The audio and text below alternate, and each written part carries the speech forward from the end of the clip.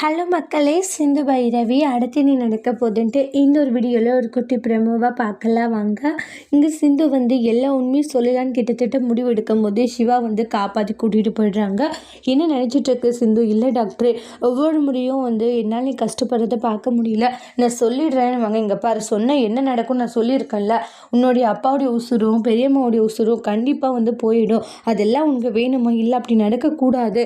நான் உண்மையை சொல்லி உங்களுக்கு புரிய வைக்கிறேன். என்னென்னு புரிய வைப்பேன்? பெரியம்மாவும் மேல் நிறைய நம்பிக்கை வச்சுருக்காங்க, உன்னுடைய அப்பா அம்மாவும் மேல் நிறைய நம்பிக்கை வச்சுருக்காங்க. அவ்வளோ நம்பிக்கை வச்சுட்ருக்கிற நீ போயிட்டு அவங்க மனசில் இப்படியெல்லாம் நீ சொன்னீங்கன்னா அவங்க மனசு எவ்வளோ காயப்படுன்றாங்க. கொஞ்சம் நீ பொறுமையாக. இல்லை டாக்டர், என்னால் பொறுமையாக இருக்க முடியல, என்னால் தானே இவ்வளோ கஷ்டமோ, அதனால தான் நினைக்கும் போதெல்லாம் எனக்கு கஷ்டமாக இருக்குது அப்படின்ட்டு ரொம்பவே எமோஷ்னலாக ஃபீல் பண்ணிகிட்ருக்காங்க. எதை பற்றி யோசிக்க வேண்டாம், எல்லாமே போக போக சரியாகிட்டோம், அதனால் சொல்ல வேண்டான்ற மாதிரி சொல்லிட்டு போயிடுவாங்க. இங்கே சிவாவும் உண்மையை சொல்ல மாட்டேங்கிறான், சிந்துவும் என்ன நடக்குதுன்னு சொல்ல மாட்டேங்கிறா. என்ன நடக்குதுன்னு எனக்கு பைத்தியம் முடிக்கிற மாதிரி இருக்குன்னு அன்னபூரணி ஃபீல் பண்ணுவோம். மகா, நான் உண்மையை சொல்கிறேங்க்கா அப்படின்றாங்க. அடுத்து என்ன நடக்க போது, மகா என்ன உண்மையை சொல்ல போகிறாங்கன்னு வெயிட் பண்ணி பார்க்கலாம். தேங்க்